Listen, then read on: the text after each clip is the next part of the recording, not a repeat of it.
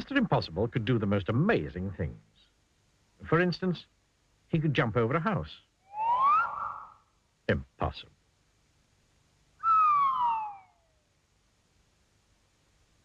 And Mr. Impossible could make himself invisible.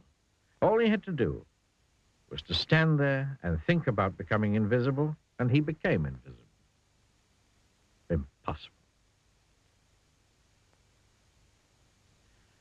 And Mr. Impossible could fly.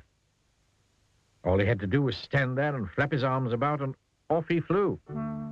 Impossible.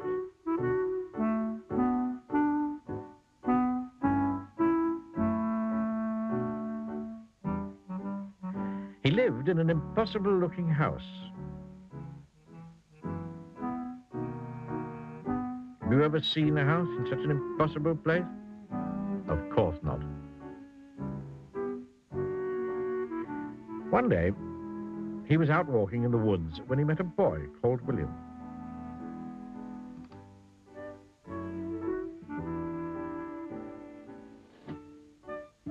William was on his way to school.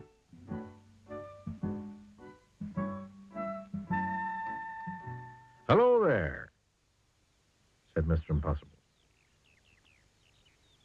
"Hello," said William. "I'm William." "I'm impossible." "Really?" said William. "Sure am," smiled Mr. Impossible. "Can you do impossible things?" asked William. "Haven't come across anything I couldn't do." William thought. "Can you climb up that tree?" he asked, pointing to the biggest tree in the wood. "Oh, I can do better than that," replied Mr. Impossible. "I can walk up that tree." And he did.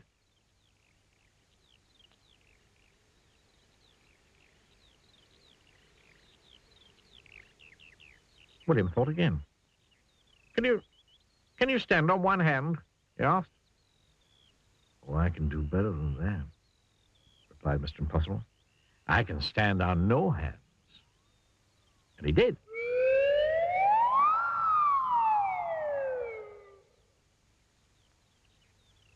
"Huh, that's impossible," cried William. "Sure is," replied Mr. Impossible. Then William remembered that he was on his way to school. "Why don't you come with me?" he asked. "But I've never been to a school before." "Then it's time you did," replied William. "Come on."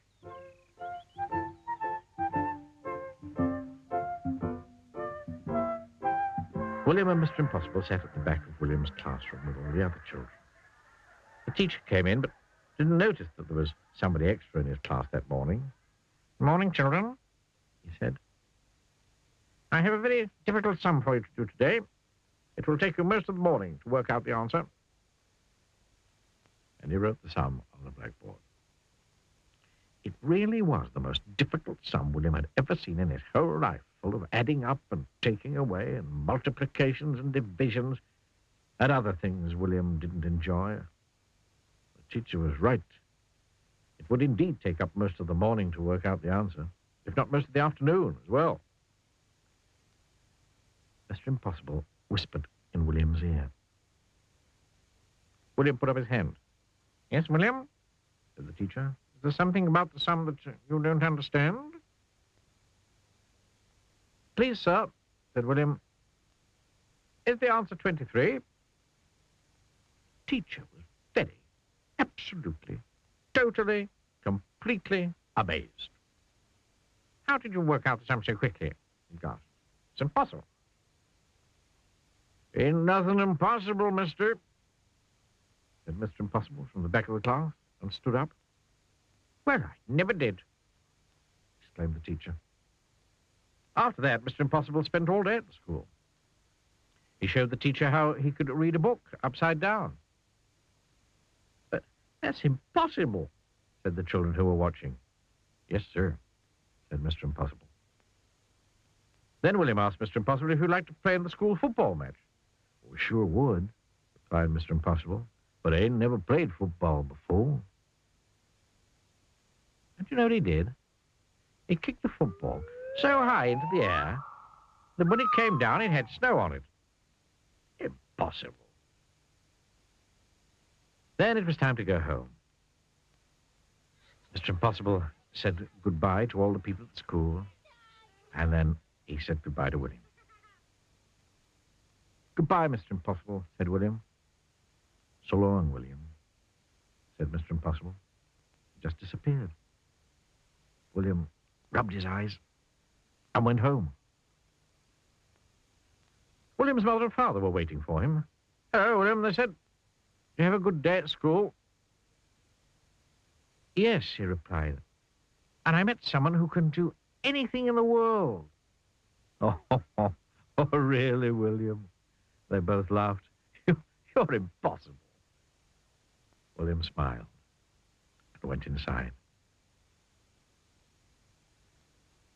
And 100 miles away, a small figure was listening to what William's mother and father were saying.